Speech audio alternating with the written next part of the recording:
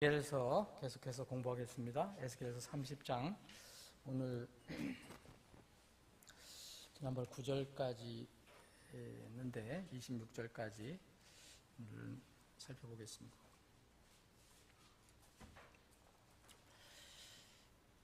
10절부터입니다. 10절 에스겔서 30장 10절 우선 10절 12절 주 하나님이 같이 말하노라. 내가 바빌론 왕 느부갓네살의 손으로 이집트의 무리를 끊으리니 그와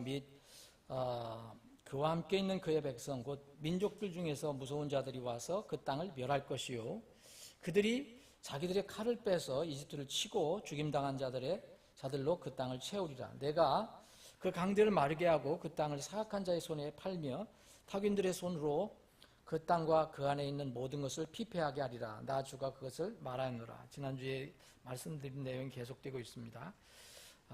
주님께서 이집트와 그 동맹국들을 심판하시기 위해서 사용하신 도구는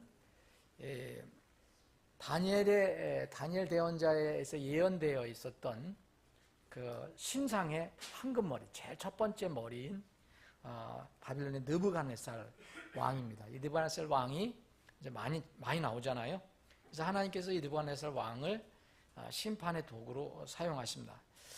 그래서 여기 11절에 보면 이들이 느부갓네살 왕과 그의 군대가 가는 곳마다 사람들이 이렇게 이길 수 없었고 또 그들의 공격에 무너졌기 때문에 무서운 자들이라고 이렇게 불렸습니다. 그래서 11절에 보면 무서운 자들이다 그렇게 이야기하고 있습니다. 무서운 자들이 와서 그 땅을 멸할 것이다. 그래서 이렇게 이집트가 심판을 받아서 이제 황폐하게 되는데 이 12절에 보면 지난주에 살펴본 것처럼 이 강들을 내가 그 강들을 마르게 하겠다. 이집트는 나일강이 완전히 젖과 같은 젖줄이라고 하는데 나일강을 마르게 한다는 것은 이집트를 망하게 한다는 것과 같은 것입니다. 그래서 마르게 하고 그 땅을 사악한 자의 손에 팔겠다 이렇게 말씀하십니다. 13절부터 또 읽어보겠습니다. 주 하나님이 이같이 말하노라. 내가 또한 그 우상들을 파괴하고 그들의 형상들을 노베에서 그치게 하리니 다시는 이집 땅에 통치가 있지 아니할 것이요 또 내가 이집 땅에서 두려움을 두리라. 이제 이 13절부터는 많은 장소 이름이 나와요. 우리에게 이제 익숙치 않은데 뭐 구체적으로 몰라도 지금 또 현대의 그 지역이 어딘지 정확히 파악이 안 되는 데도 있습니다. 어쨌든 이 지역이 나오는데 13절에 노비 나오고 14절은 내가 바드로스를 황폐하게 하고 소안에 불을 놓으며 노에서 심판을 집행하리라. 이 노라는 것도 장소입니다. 장소.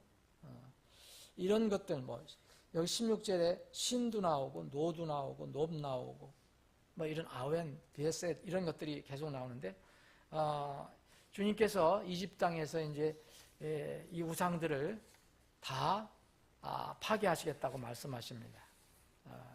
이제 이 13절부터는 이제 14절부터는 13절서부터 16절까지는 장소가 많이 나와요.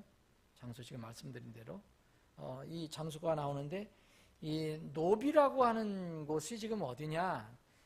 지금 노비라고 하는 데는 지금 멤피스라고 하는 곳이라고 합니다. 이집트의 멤피스라고 하는데 미국에도 멤피스가 있지만 큰 도시가 있지만 미국에 있는 도시는 거의 다 유럽에 있는 도시나 다른 데 있는 도시를 딴 거예요. 대부분 이름이 겹치는 것은 다 그런 겁니다. 아니면 그 지역의 이름을 땄든지.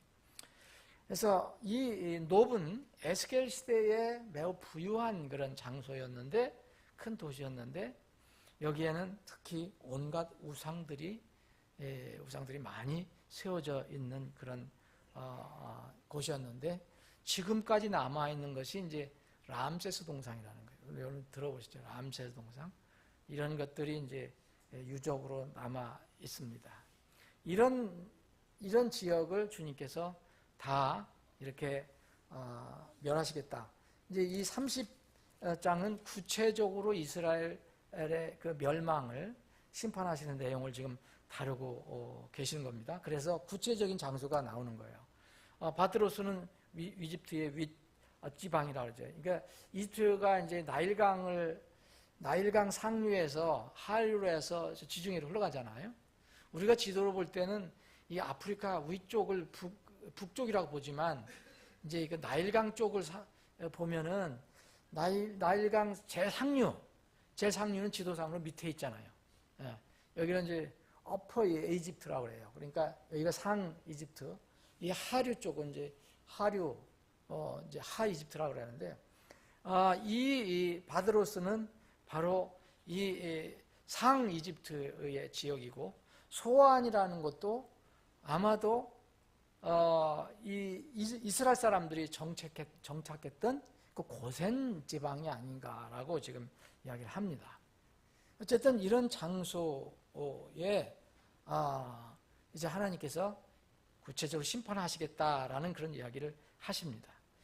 여기 노라는 데가 나오는데, 노는 이게 노아몬이라고도 하고, 또 찾아보니까 이제 지금 더 많이 알려진 게 이제 테베라는 데입니다. 테베. 영어는 테베스라고 하는데, 이제 그냥 우리말로는 테베라고 하는 데인데, 이 테베는 이집트 사람들이 암몬이라는 신을 이렇게 섬기고 우상을 많이 만들어 놨던 곳인데, 유적은 남아 있습니다. 지금도 남아 있다고 합니다. 참 갈 곳이 참 많아. 이런 성경 공부하면 이집트도 가봐야 되고 이스라엘도 가봐야 되고 참. 근데 뭐 언제 되겠습니까? 어쨌든 하여튼 이 도시도 하나님의 심판을 받아서 이렇게 망하게 됩니다. 여기 신이라는 데도 있잖아요. 여기에 내 경를 이집트의 기력인 신의 위에 쏟고 그랬어요. 노의 머리를 끊으라. 그러니까 신과 노라는 곳이 그때 당시에 이제 굉장히 중심 지역인 것 같아요. 여기 지금 얘기하는 것은 뭐 중심 지역을 주로 얘기하겠죠. 이 신은 펠루시움이라는 곳인데, 신이라면 몰라요. 성경에서 얘기하는 신이라면 사람들이 모르고 펠루시움이라고 하면 안다고 하는데, 지금 전에 이제 그 발굴이 됐는데 모래 속에 있었던 도시. 그래서 이 도시를 유명한 도시인데, 그리스의 유명한 역사학자 헤로도투스가 있는데, 이 헤로도투스에 의하면 메데페르시아의 그 고레스 왕의 아들이 캄비세스인데요. 이 캄비세스가 이집트를 이제 정벌하러 옵니다. 근데 이제 이루합니다. 여기에 신을 우리가 이해하기 위해서 펠루시함이 이루하는데, 근데 이 그 캄비세스가 머리를 써갖고 이집트 사람들이 신성시 여기는 것들을 앞세웁니다. 그게 뭐냐? 이 신 지역에서 특별히 이집트의 여러 가지 그 동물들을 거기 신으로 많이 섬겼잖아요. 여러분 열재앙이 왜 떨어졌는지 여러분 아시죠? 심지어 파리까지. 예? 이게 하도 웬갖 것들을 다 신으로 섬기는 거예요. 강, 뭐 이런 거, 무슨 뭐, 메뚜기, 뭐 다. 근데 그 중에 또 하나가 뭐냐면, 이 캄비세스가 이용한 것이 이집트 사람들이 신상왕수 여기는 이 특별히 신 지역에, 펠루시움 지역에서 그 신으로 여기는 고양이와 개를 그 군대 앞에다 몰고 간 거예요. 고양이. 이건 제가 얘기한 게 아니라 헤로도투스가 쓴 겁니다. 그랬더니 이집트가 공격을 하는 걸 쩔쩔맸다는 거죠. 할 수가 없었던 거예요. 그래서 정벌을 했다라는 그 기록이 있습니다. 이게 역사학자가 쓴 거예요. 그 아웬이라는 데가 나오잖아요. 아웬. 여기 이제 17절에 보면 아웬과 비베셋의 청년들은 칼에 쓰러지며 이 도시들은 포로가 되느니라. 아웬은 영어로는 에벤인데, 예레미야 대언자가 얘기한 예레미야 43장에 나와 있는 벳세메스라는 곳. 이게 이름이 왜 이렇게 서로 다른 이름이 있느냐? 원래 이집트 사람들이 부르는 이름이 있고, 또 히브리 사람들이 부르는 이름이 있고, 또 그리스 사람들이 부르는 이름이 있고, 뭐 여러 가지 그런 거기 때문에 이제 벳세메스 혹은 영어로는 헬리오펠리스라는 그런 이 이름으로 불린다고 하는데, 이것에서 또 유명한 것이 뭐냐? 아벤이라는 데는 이 베셈에서 헬리오폴리오스라는 것은 태양을 신으로 섬겼던 거예요. 그런 태양 숭배가 만연했던 곳입니다. 이 비베셋과 함께 망하게 되는데, 완전히 망하고 이제 포로로 잡혀갑니다. 근데 이 비베셋 펠루시움 신도 그랬지만 비벳에서도 고양이를 신성시했기 때문에 그 유적들을 발굴해 보니까 이 고양이를 미이라로 만들어 썩지 않게 만들어서 이렇게 보관한 그런 것도 나왔다고 합니다. 근데 그 비벳에서 그 섬겼던 여신 중에 하나가 우바스텟인데, 이 우바스텟이 바로 사람들이 신을 만드는 거잖아요. 원래 신이 없는 거잖아요. 원래 마귀만 있고 신은 없는 거잖아요, 여러분. 근데 어떻게 만들었냐? 고양이를 머리로 만들고 몸통은 사람으로 만든 거예요. 거기서 만든 것이. 그래서 이걸 우바스텟이라고 그랬더라고요. 우바스텟. 이것이 바로 고양이 신을 섬겼던 것입니다. 근데 이것도 여러분 이 자료에 의하면 파인버그라는 성경학자의 그 글에 의하면 이 비벳에서 매년 축제가 열렸는데, 여러분 축제가 대부분 지금 축제가 그런 것에서 유래된 게 참 많습니다. 그런 이 축제가 그때 열렸던 축제가 이 우바스텟이라는 고양이 신을 이렇게 축제했던 그런 신에서 수십만 명이 모였다고 해요. 얼마나 그 고대에서 그랬으면은 얼마나 그 유명했는가. 이런 것을 보면 하나님께서 여기 노업, 소환, 바드로스, 신, 이 아웬, 비베셋 이런 것들을 무너뜨리신다. 완전히 멸망시키겠다. 그렇게 말씀하셨습니다. 여기 아웬과 비베셋의 청년들이라고 여기 나왔잖아요. 아웬과 비베셋의 청년들은 칼에 쓰러지고 그랬잖아요. 이 청년들이 뭘까? 왜 청년들일까? 그 도시는 어떤 도시든지 대개 이제 이방인들을 섬기는 그 도시에 보면 사제를 기릅니다. 사제. 여러분들 하나님의 대언자들 생도를 길렀어요. 엘리야도 길고 엘리사도 길렀고, 그렇죠? 엘리야의 생도가 엘리사였고, 엘리사는 또 많은 생도들을 길렀어요. 훈련시키는 거죠. 사도 저기로다 대언자로. 똑같습니다. 마귀 쪽에도 똑같아요. 아인과 비베셋의 청년들이라는 것은 그 도시에서 하나님 섬기는 게 아니잖아요. 거기는 그 신을 섬기는데, 특별히 고양이 신을 섬기는데, 그 도시에서 이교도 신을 섬기는 제사장으로 훈련받는 젊은이들을 가리키는 것입니다. 그래서 그런 젊은이들을 주님께서 멸하시겠다라고 말씀하십니다. 이 18절에 보면 내가 드함느에서 이집트의 명예들을 꺾을 때에 거기에서는 또한 날이 어두워지고 그녀의 세력의 영화가 그녀 안에서 그치리라. 그녀로 말하건대 구름이 그녀를 덮으며 그녀의 딸들은 포로가 되리라. 그럼 드함네스가 나오거든요. 드함네스. 여기는 예레미야서에서는 이게 다바네스로 나오는데 비슷비슷합니다. 철자를 쓰면 비슷비슷한데 이 도시는 이집트의 여왕이 하나 있었는데 드함네스라는 여왕의 이름을 따서 지은 도시라고 합니다. 그래서 이 도시는 이사야 대언자가 기록한 것에서 하네스로도 불렸습니다. 하네스로 불렸는데 이 도시를 주님께서 이제 심판하시겠다. 그래서 특별히 여기서 쓰신 용어는 어두워질 것이다, 구름이 덮을 것이다. 그래서 어두워진다, 구름이 덮는다. 이것은 신약에서도 이제 용어를 쓰십니다. 신약에서. 실제 물리적으로 그렇게 이루어지겠지만 여기 마태복음의 마지막 24장의 마지막 때에 보면 이제 구름을 쓰죠. 구름. 그래서 이런 것들은 다 심판의 재앙이 접근한다는 것을 알려주는 그런 표적으로 사용되는 것입니다. 우리가 지금 읽은 이런 모든 도시들은 다 역사 속으로 완전히 사라져 버렸습니다. 에스겔 대언자가 우리가 기록한 것을 읽어보면 반복적으로 계속 나오잖아요. 또 한 말을 또 하고 한 말을 또 하고 또 다른 것 같은데 또 내용은 또 같고. 왜 성경은 이렇게 해서 계속 반복적으로 또 길게 이 성경을 이렇게 기록하고 있을까?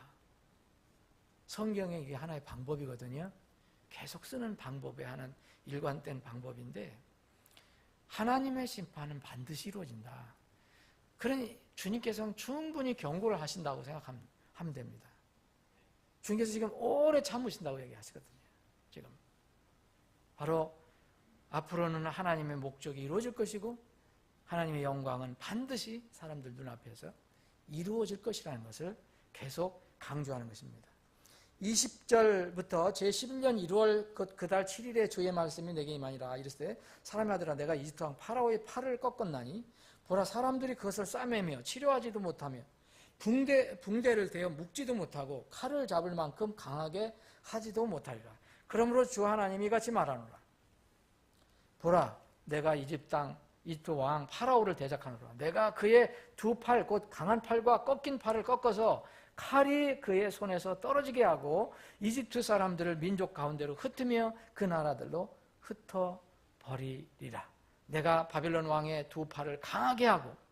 자, 22절 23절에는 이집트 왕 파라오의 팔을 하나님께서 꺾으신다 그랬고, 이제는 반대로 24절에는 내가 바벨론 왕의 두 팔을 강하게 하고 내 칼을 그의 손에 두리니, 이집트 왕에 있는 칼은 떨어뜨리게 하고 바벨론 왕에게는 칼을 그의 손에 두겠다. 파라오의 두 팔은 꺾으리니 그가 그 앞에서 치명적인 상처를 입은 자가 신음하듯 신음하리라. 바벨론 왕 앞에서 파라오 왕이 이렇게 될 것이다.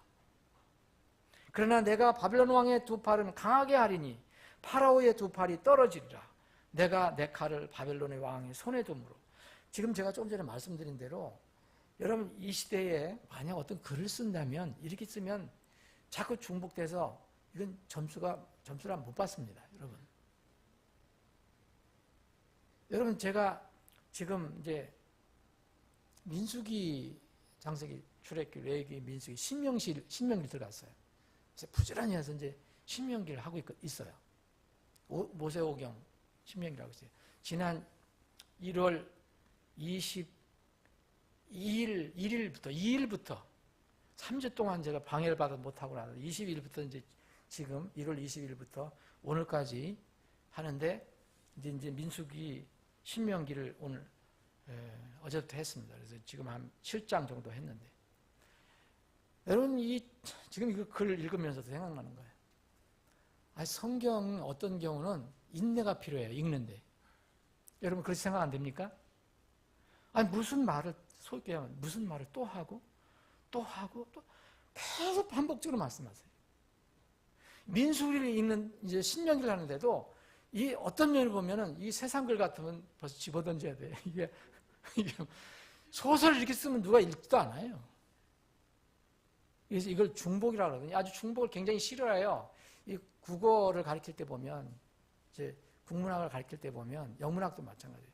반복적으로 쓸데없는 말을 반복적으로 하네요. 세상 사람들은. 그러면 점수를 깎습니다. 그 교수들이 제가 리포트를 쓸 때 보면 미국 교수들이 리던던트한 거 있잖아요. 다시 반복한 거. 그 어김없이 이거예요. 이거. 그런데 성경은 계속 반복해요. 여러분 한번 읽어보세요. 여러분 신명기 한번 읽어보세요. 한 말 또 옆에서 또 하시고 예를 들어서 너와 내 자녀와 내 자녀들의 자녀들 이렇게 가시다가 또 뒤에 가서 또 그거 다 끝나지도 않은데 또 너와 내 자녀와 내 자녀들이. 여러분들 이것을 우리말로다가 하려다 보니까 사람들이 이게 읽힘성이 떨어진다는 거예요. 이거 왜 이렇게 번역을 하냐. 근데 성경은 그렇게 되어 있습니다. 여러분 읽어보세요. 그걸 그렇게 해서 일부러 매끄럽게 못해서 그런 게 아닙니다. 하나님께서 반복적으로 이렇게 말씀하셔요. 사람들에게. 이스라엘 백성들에게 정말 귀가가 뭐냐, 완전히 거기에 앉도록. 그런데도 반역하고, 그런데도 잊어버리고, 그런데도 헛소리 하잖아요. 금방 얘기하는데 또 뒤에 조금만 가면 헛소리예요, 이스라엘 백성들이. 하나님께서 계속 얘기하세요. 지금 여기 이집트를 너희들 심판하겠다. 이게 한 번 했으면 우리가 지금 얼마나 해, 지금 여러분 29장서부터. 네? 이렇게 할 필요가 있을까? 하나님 말씀은 그렇지 않습니다. 여러분들 앞으로 성경 나올 때도 읽힘성이 떨어지니 왜 반복적. 여러분 지금 우리 성경들 보면요, 다 그런 건 아니지만 이런 것을 많이 끊어냈어요. 읽으면 좋아요. 너와 내 아들이 이렇게 할지니라 이렇게 하면 얼마 딱 들어와요. 좋은데 성경이 그렇게 안 돼 있다니까요. 그렇게 돼 있는 데도 있지만 안 돼 있는 거 보면 너와 내 아들이 이것을 하되 또 너와 내 아들이 그것을 꼭 잊지 말고 하고 또 내 아들과 너희가 반드시 잊지 말고 해라 이렇게 나와요. 그럼 여러분 이거 할 때 너와 내 아들이 이거 잊지 말고 하라 딱 하나 하면 얼마나 깨끗하고 좋습니까? 성경은 그렇게 안 돼 있습니다. 여러분 이렇게 하는 이유가 있어요. 지금 내가 바벨론 왕의 두 발 앞에서 꺾는다고 계속 말씀하셨잖아요. 또 얘기하세요. 내가 바벨론 왕의 두 팔은 강하게 하리니 파라오의 두 팔이 떨어지리라. 내가 내 칼을 바벨론 왕의 손에 두므로. 이건 뭐 여러분 이 말 안 하신 거 아니잖아요.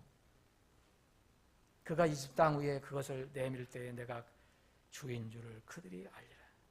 내가 이 사람들 민족들 가운데로 흩으며 그 나라들로 흩어버리니 내가 주인 줄을 그들이 알리라. 내가 주인 줄을 그들이 알리라. 이거 한 번 하면 끝나면 되시지 뭘 또 하셨나. 하나님의 입에서 나오는 말씀은 헛된 말씀이 없습니다. 왜 이렇게 하셨을까를 생각해야 합니다. 그래서 하나님 말씀은 나중에 두려운 겁니다. 그래서 사람들은 하나님 앞에 섰을 때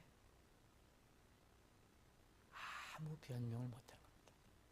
마지막 심판 때 반복해서 해주셨기 때문에. 대언자들 여러분 얘기한 거, 여러분 대언자들 한번 에스겔이 한번 얘기하면 되잖아요. 무슨 에스겔서가 이렇게 길게 48장까지. 요새 같으면 왕명이라고 해서 한번 방문 하나 딱 이제 A4 용지를 하나 딱 해서 끝내면 되잖아요. 왜 이렇게 하시는가? 여러분 하나님께서 이렇게 말씀하십니다. 마지막 때 그렇게 다 심판이 될 때, 그것이 이루어질 때 내가 주인 줄 그들이 알리라. 내가 주인 줄 그들이 알리라. 지금은 부정하고 지금은 거역하지만 누가 땅의 통치자들에게 권세를 줍니까? 여기 24절에 보면 내 칼을 그의 손에 두려니요 그랬어요. 22절, 23절, 24절은 한마디로 얘기하면은 이 역사는 누가 주장하고 계십니까? 여러분 답 아시죠? 누가 이집트 왕 파라오의 팔을 꺾습니까? 여기서 팔이라는 것은 실제 팔은 우리 팔이지만 팔을 꺾으면 칼을 못 던져요. 파라오가 직접 싸운 것도 아닐 건데. 이 팔이라는 것은, 암이라는 것은 또 다른 말로는 무기입니다. 무기. 군사력이라는 거예요. 똑같아요. 그래서 지금 현대 영어에서도 똑같아요. 팔이나 무기나 같은 말입니다. 누가 이렇게 끊어냅니까? 이집트 왕의 그 큰 군사력을 누가 끊어냅니까? 하나님께서 그렇게 하시겠다는 거예요. 그 느부갓네살 왕 바빌론 팔은 누가 강하게 하느냐? 자기가 막 교만했잖아요. 느부갓네살 왕이 막 교만해갖고서 나중에 하나님을 거역하고 뭐 처음에 몰랐지만 나중에 어떻게 됐습니까? 짐승이 됐죠. 짐승. 머리 길고 네 발로 걸어다니고 이슬이나 먹고. 바빌론 왕의 두 팔을 강하게 한 것 내가 했다 그랬어요. 내가 하나님이 하셨다 그랬어요. 그리고 내 칼을 그의 손에 두겠다 그랬어요. 내 칼. 파라오의 두 팔을 꺾은 것을 사실 역사적으로는 느부갓네살이 꺾었지만 이건 하나님이 꺾으신 겁니다. 계속 예고해가서 누가 통치자들, 이 땅의 통치자들에게 권세를 줍니까? 땅의 모든 권력은 다 하늘에서 오는 겁니다. 여러분, 권력 가지고 있는 사람들이 정말 겸손해야 될 이유가 여기 있습니다. 어떤 정부, 어떤 나라도 마찬가지예요. 우리나라 지금 정부도 마찬가지예요. 교만하지거나 뭔가 눈에 보이는 것이 없으면 위험해지는 겁니다. 그 다음에는 마음대로 하잖아요. 한 사람의 운명도 주님의 손에 있고 국가의 운명도 주님의 손에 있다고 성경은 누누이 이야기합니다. 물론 이 지구의 모든 운명도 주님의 손에 있습니다. 욥기는 이것을 잘 밝히고 있죠. 욥기 12장에 보면 개인의 운명도 주님이 쥐고 있고 또 이 왕국 모든 나라의 그 사람 통치도 민족들도 주님이 흥하게 하시고 그 민족들을 흥하게도 하시고 그 민족들을 망하게도 하시고 하신다고 했습니다. 누가 이 세상의 역사를 이끌어 가십니까? 궁극적으로는 주님이시다. 궁극적으로. 그래서 우리는 주님 앞에 머리를 숙이는 겁니다. 여러분, 이런 결론은, 이런 말씀은 뭐냐? 우리가 앞뒤 전후 맥락을 다 이해 못하더라도 우리의 주위에서 지금 일어나가고 있는 모든 역사를 다 모르더라도 결론은 하나님이 나중에 하나님의 계획과 뜻을 이루시기 위해서 하신 거기 때문에 우리는 하나님 앞에 뭐 해야 됩니까? 겸손해야 된다는 겁니다. 무릎 꿇어야 됩니다. 어떤 민족이든 어떤 나라든 오직 높이고 낮추는 일은 하나님께서 하신다고 했습니다. 계속해서 이렇게 말씀하고 계세요. 25장 25절 26절은 지금 말씀드린 대로 이렇게 하신 이유가 내가 주인 줄을 너희가 알게 하기 위해서 한다는 거예요. 그런데 지금 그들은 모르고 있어요. 이집트도 모르고 있고 느부갓네살 바빌론도 모르고 있어요. 근데 결정적인 다 그 사람들은 아마 지금 어디 가서 어디 있는지 모르겠지만 어디 있겠습니까? 여러분, 모르니 왜 몰라요? 어디 있겠습니까? 거기서 그때 바로 이 일을 하신 것이 바로 내가 거부했던, 내가 고양이 신만 섬기고 있었는데 하나님이셨구나 라는 것을 뒤늦게 알고 있을 것입니다. 30장에서 우리가 30장을 마무리하면서 우리가 기억해야 할 두 가지 교훈이 있습니다. 우린 지나면 또 잊어버려요. 첫 번째로는요, 하나님은 우상 숭배를 매우 싫어하신다는 것. 뭐 이 30장 뿐이겠습니까? 우상 숭배를 싫어하신다. 그런데 여러분, 우상 숭배라 해서 정말 무슨 우리가 여기서 무슨 마리아상을 만들어 놓고 뭐 합니까? 그런 거 아니잖아요. 우리가 돌부처에 가서 절하는 것도 아니고. 근데 왜 하나님께서는 여전히 신약교회에도 우상 숭배를 얘기하십니까? 보이지 않는 우상 숭배가 있다는 말입니다. 우리 마음에 탐심이 있어요. 우리 마음의 지성소, 하나님께서 우리를 사신, 하나님께서 값주시고 하나님께서 사신 우리 몸과 영혼이 성령께서 거하시는 거룩한 집인 성전이 다른 것으로 채워지면 이게 우상 숭배입니다. 그래서 신약 성경은 탐심을 우상 숭배로 하던 겁니다. 하나님 위에 모든 것을 육신적으로 내가 구하는 것, 물론 우리가 필요한 것들은 다 구합니다. 그런데 하나님 위에 이런 것을 올려놓으면 이게 다 우상 숭배입니다. 여러분, 그 자체를 하나님은 싫어하신다는 거예요. 결론은 마지막에 그것은 심판을 받게 됩니다. 둘째로는 지금 말씀드린 것처럼 여러분, 모든 역사는 사람이 그 배경과 과정을 모르더라도 하나님께서 이루어 가신다는 것을 굳게 믿어야 합니다. 여러분, 우리나라에 둘러싸고 있는 이런 형편, 저는 일부러 거의 의도적으로 어떤 데 뉴스를 안 들으려고 하는데 안 들을 수도 없어요. 저는 집에 가서 공영방송 안 듣습니다. TV가 없어요. 그래서 이제 뉴스 저녁에 잠깐만 이제 그 스마트폰을 통해서 듣는데 오늘은 제가 점심 먹으러 가서 할 수 없이 들었어요. 이거 뭐 들려오니까 내가 거기서 텔레비를 끄라고 할 수도 없으니까. 근데 온통 그 얘기예요. 뭐 북미회담, 김정은 선생이 뭐 몇백 기로를 그 장도로 뭐 그 무슨 영시하는 방송이 나오더라고. 참 여러분, 그리고 어째 우리나라가 어떤 우리나라에 관련된 것인데 핵만 관련된 것도 아닌데 우리는 아무 말도 못하고 하늘만 쳐다보고 하늘 쳐다보는 게 아니라 지붕만 쳐다보는 거지. 지금 하늘 쳐다보면 얼마나 좋겠습니까? 하나님을 바라보고 기도한다면 얼마나 좋겠어요. 그래서 전부 지금 테레비에 눈을 고정시켜서 트럼프가 어떻게 하는가, 그 젊은 태양의 지도자라고 하는 그 친구가 어떻게 하는가, 그것만 눈을 뚫어지게 쳐다보고 있어요. 여러분, 때로는 속이 상합니다. 거기서 그래 그 방송이 뭐라냐, 이런 이 역사적인 사건 속에 역사의 의미는 무엇인가? 타이틀이 그거예요. 역사의 의미는 무슨 역사의 의미예요? 하나님의 역사가 있는데 하나님께서 하나님의 계획과 뜻대로 이루어 가실 것입니다. 몰아가실 것입니다.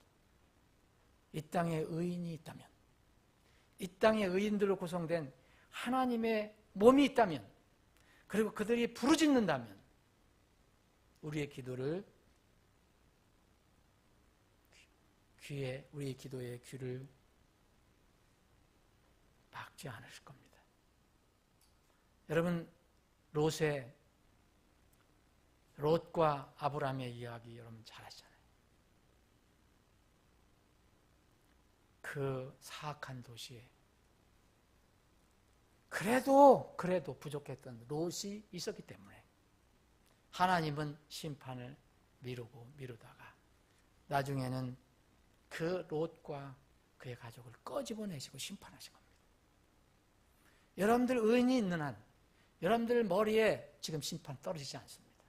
김정은 핵이 절대로 떨어지지 않습니다. 여러분들 왜 우리가 이 땅에 이 어려운 이 시대에 이 나라에 우리가 살고 있습니까? 여러분들 하나님께서 하나님의 그릇으로 쓰시기 위하심을 믿습니다.